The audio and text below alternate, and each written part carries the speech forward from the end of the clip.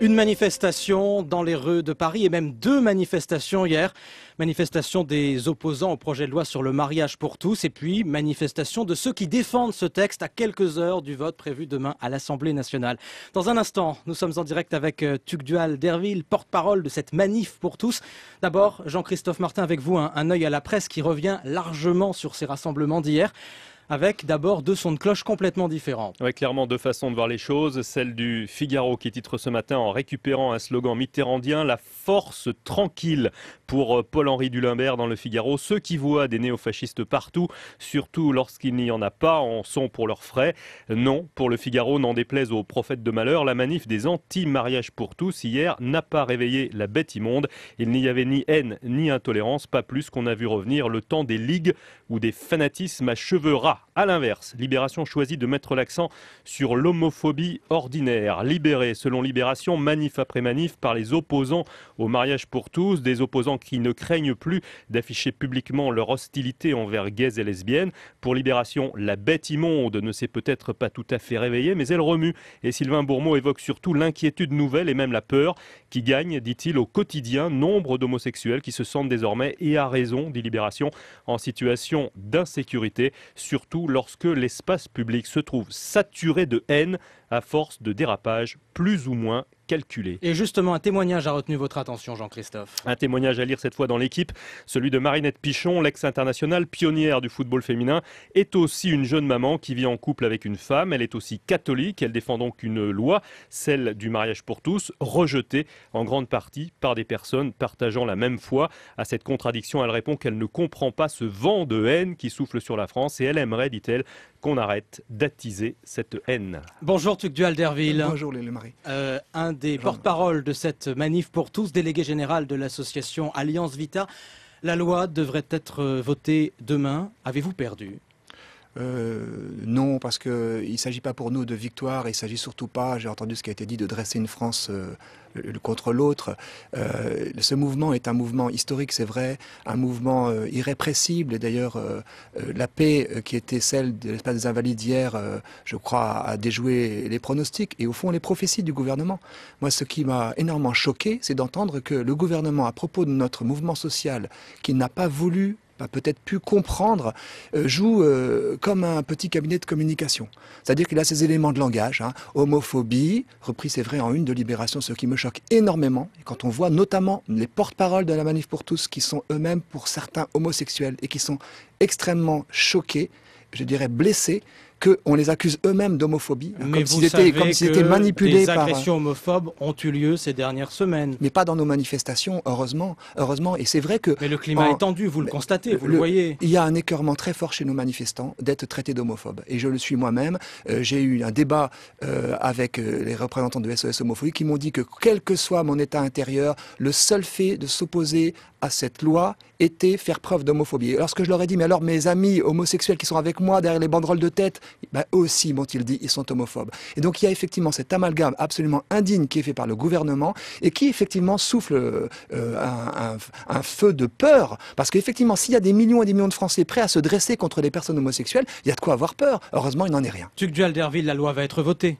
Bien sûr, oui, je pense qu'elle sera votée demain. Je le déplore. Elle n'est pas encore promulguée par ailleurs. Et donc, nous avons un certain nombre de recours qui vont être faits au Conseil constitutionnel. Vous y croyez vraiment ? Ah oui, on va voir. De toute façon, quand on agit sur un sujet, quand on agit contre une loi injuste, eh bien, on n'en démord pas ni avant ni après.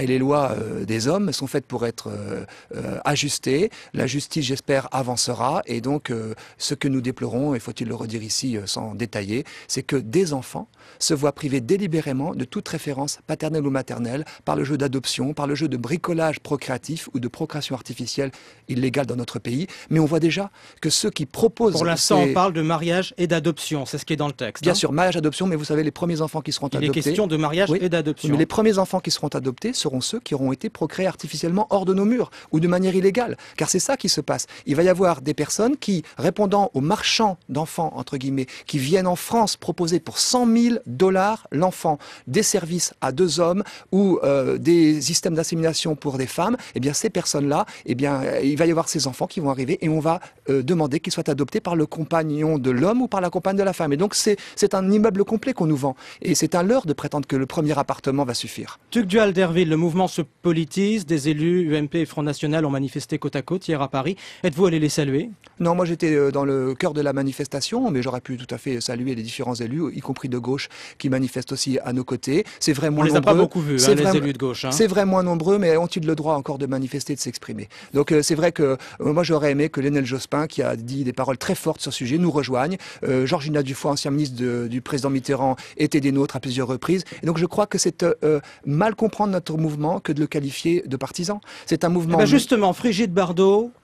Barjot, pardon, annonce que votre collectif va présenter des candidats aux élections municipales l'an prochain. Est-ce que vous serez candidat? Non, je ne pense pas que je serai candidat, mais symboliquement, je pense que c'est important de dire qu'un mouvement social aussi important que le nôtre, absolument historique depuis des dizaines d'années, ne peut pas rester silencieux au moment des échéances électorales. Donc vous devenez un mouvement politique, Tugdual Derville? Non, nous n'avons jamais caché un mouvement qui se présente aux élections, c'est un mouvement politique. Non, je pense qu'il y aura quelques personnes qui symboliquement se présenteront dans des endroits où il sera important de faire entendre notre voix et de montrer que nous sommes bien là, non pas des sous-citoyens, comme le gouvernement a voulu le faire croire, notamment en écartant la plus grande pétition jamais réunis en France, 700 000 citoyens qui ont été traités de sous-citoyens, qui ont été balayés par le CESE. Et donc, moi, à titre personnel, Conseil économique et voilà, social. et environnemental. Oui. Mais moi, à titre personnel, j'appelle de mes voeux un courant d'écologie humaine qui est métapolitique, qui est au-dessus de la politique. Mais qui se présente tout de même aux élections pour le collectif La Manif pour tous. Je pense qu'il y aura effectivement des personnes qui se réclameront de ce mouvement et qui essaieront de peser sur ces élections. Annonce qu'elle veut porter d'autres doléances contre la politique du gouvernement de François Hollande, donc elle élargit encore le sujet. Ça veut dire que vous êtes un mouvement d'opposition au gouvernement et à la gauche? Non, moi j'ai jamais été un mouvement d'opposition au gouvernement existant. Par contre, je pense que le gouvernement aujourd'hui a des problèmes avec la vérité et il a des problèmes avec l'amour. Il a des problèmes avec la vérité et nous déposons d'ailleurs aujourd'hui... Et là vous faites de la politique? Non, je crois que c'est quand on est un mouvement social et que nous découvrons que la préfecture de police a visiblement, et d'après un journaliste spécialisé dans l'étude des photographies, caviardé des photographies de la police pour laisser croire que nous étions beaucoup moins nombreux le 24 mars que nous l'avons été. Nous déposons aujourd'hui un référé mesure utile au tribunal administratif pour obtenir ce que nous n'avons jamais obtenu, le film de nos manifestants du 24 mars. Il y a un problème avec la vérité. Vous continuez à contester les chiffres de la préfecture de police? Du 24 mars, effectivement, oui. Il y a un problème avec la vérité et il y a aussi un problème avec l'amour. Parce qu'on nous fait croire qu'aujourd'hui, ce projet de loi respecte le besoin de l'être humain à sa naissance et c'est entièrement faux. C'est très grave parce que l'être humain a besoin de son père et de sa mère et ça, c'est vraiment la vérité profonde de notre expérience. Quand un ministre, Madame Bertinotti, dit que l'accouchement ne fait pas la mère, eh bien, je pense que nous sommes bien plus nombreux que ceux qui sont dans la rue à le contester. Tugdual Derville, porte-parole de cette manif pour tous.